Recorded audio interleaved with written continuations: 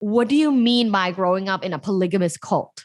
Yeah, so let me orient you guys for a little bit. So my family has been part of the kind of the Mormon movement for about 200 years. And there are a whole bunch, there's like a huge swath of what it means to be Mormon. Not all Mormons are polygamous, but there are a lot that are.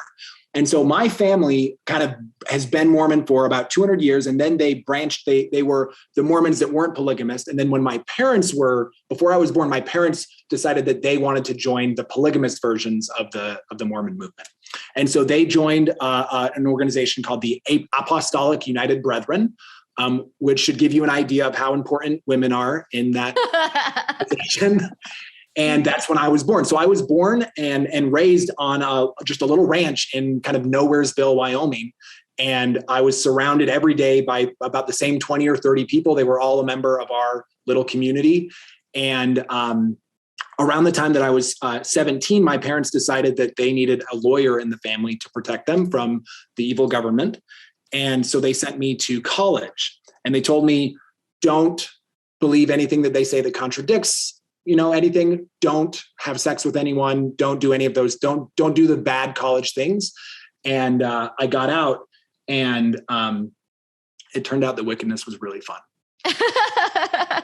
Oh, you're talking to the right person when it comes to the wickedness. Yes. I still get comments on my TikTok sometimes like, you're corrupting the youth. I'm like, no, I am liberating the youth. Yeah. Seriously. So the by dictionary, polygamy is, a group of people who are married. Yes. What was the situation like with your parents and everyone in the compound? Yeah. So I have one dad and then three moms, and okay. they're all, one of them is married to him legally. And then the others are married spiritually. In fact, one of them actually left kind of halfway through. So I don't really count her, but really the experience that I had growing up is that I had two moms and one dad, and we all kind of lived on in trailers. I don't know if any of your listeners have seen the show Big Love on HBO. It's about Mormon polygamy, and it's similar to sort of the compounds that you would see on that show. And we just didn't really have very much contact with the outside world. So I didn't attend elementary school. I didn't attend any of school. I was sort of homeschooled. The only real contact that I had with the outside world until I was about 15 was, kind of going into town sometimes to go to the library or to go to the store. And everyone would kind of look at us funny because we were very different. And everyone else in the town was a more traditional flavor of Mormon. And so they all knew that we were the polygamists, and there was some ostracization and some shunning that happened. Wow. So it's a small town. So they knew you guys. They knew us. Yeah. In fact, so my family had been kind of really prominent members of the LDS. LDS is kind of the main, when most people think of Mormon, they think of LDS Mormons. That's the Book of Mormon musical people, the ones with the name tags and the bikes and stuff. So my family had been LDS Mormon. And when they left, it's a big deal. If you leave Mormonism, they tend to shun you. They tend to not like that very much. And so that's what happened, is they became polygamous, and then the entire town kind of knew them and ostracized them. And that was actually really tragic, because that allowed for a significant amount of abuse to take place on the compound, because there was no integration, because we were so separate. No one could kind of see what was happening. Yeah. And so just as an example, my family owned a bakery, and rather than kind of going to school, I just worked in the bakery. So I was labor trafficked from the age of 8 to about 18. And you worked for free? Well, at first for free, and then they started paying me 25 cents an hour, which is an excellent wage. Wow, great pay. Yeah, it was really great. I was actually really proud, because only after a couple of years, I was able to work it up to 75 cents an hour. Oh, nice. Promotion. Major promotion. I was rolling in the dough. Wow. Okay. Wow. That's fascinating. So you said, I remember when we talked earlier, you said there was a time where you would go to, I don't remember, was it a bookstore or something? And then you would look for a naked pic, or just not even naked, a sexy pic of a woman. Yeah. So this was my sexual awakening. Because on the compound, they're we're not going to school. So I have no interaction with any girls who are not related to me, right? I have no real concept of sex at all. I remember being really, really young, probably 6 or 7.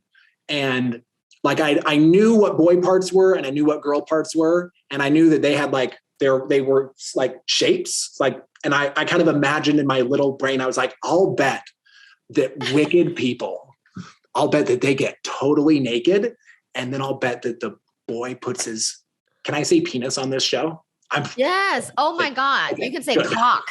I can say cock. Yeah. Oh, Let's go with cock. Oh, we're wicked around here. oh, so wicked, so dirty. I'll bet he puts his cock inside of her and then I'll bet they pee on each other. And that was like Ooh. the height of like wickedness to me. And then I love to read. And so I somehow found my hands on like this, it was like a children's encyclopedia of human anatomy or something. Okay. And I read in that, and there was this little, I can even still picture it. There was this little like blurb down on the bottom that had this really funky picture of like a cross section of a penis going into the cross section of a vagina. And it talked about sexual intercourse. And I was like, oh my God, that's a thing. And so that like blew my mind. I was incredibly fascinated. And then so there was no like porn, there was no naughty pictures, there was not like none of that found its way onto the compound. So there was like nothing that I would have access to. And so what happened? As a teenager, like when you hit puberty, which was, I don't know, like between 13 to 15, did you explore? Yeah. So what I did, this is when I came of age, right? When I was about 13 or 14, well, actually probably even earlier, I was a horny little guy. I think I was like 12. Yeah, me too. And so when I was around 12, I would go to the library, and because my mom would take me into the library, and that was like one of the like really only contact, because she knew that I loved to read and she wanted to feed that, which I'm like, that's I think the reason that I am where I am today. I'm like eternally grateful to my mom for noticing that and like nurturing that, and because it gave me access to some sexy stuff. In the library, there are rows and rows of romance novels, like the books with like the heaving bosoms and like the Fabio hair dude.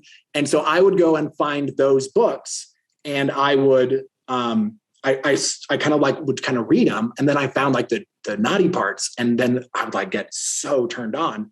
Ooh. And so I was like, oh my God, like, what am I going to do? So I would like skim the books for the naughty parts, and then I would read them a bunch of times, making sure that nobody could see me, and I would memorize them.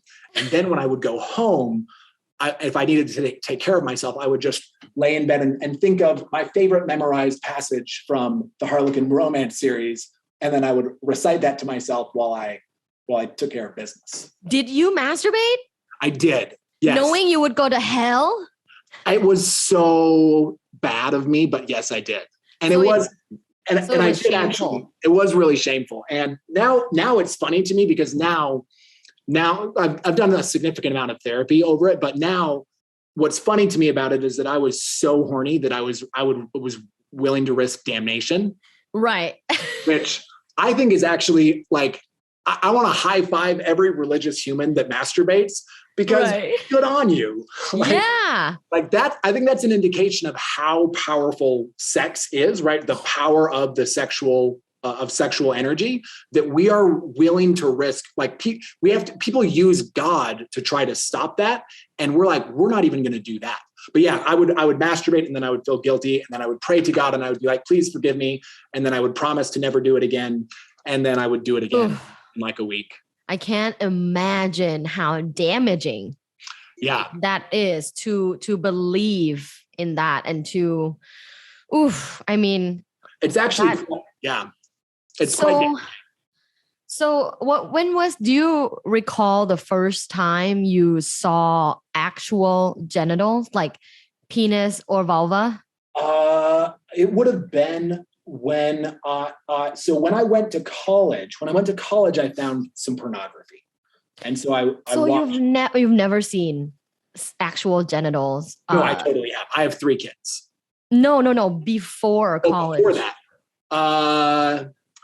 I'd seen I'd like changed my younger siblings' diapers. So, but that was it. Like never in a sexual context. Wow. Yeah. How old were you when you went to college? I was 17 when I went to a little community college, and then I was 18. I think I was 18 or 19 when I first saw when I first saw a naked woman. Yeah, when you were 18 or 19. Spectacular, yeah. Did you just come right away? I was like, oh. Like just a little touch on the tip of the penis. And you're like, a little brush. And I was like, ah. I have to use this video, by the way. Do I have a permission? Oh, 100%. Yes. Okay. Yeah. And so let's wrap up on that polygamous cult part. So you had no sex education, or did your parents, your two moms, try to talk to you about sex at all, or they really cut you off so you don't think about it? So when after they saw that I had read that little passage, my mom came in and she saw that I'd read it, and she asked me if I had any questions, and I didn't really, and that was kind of it. And then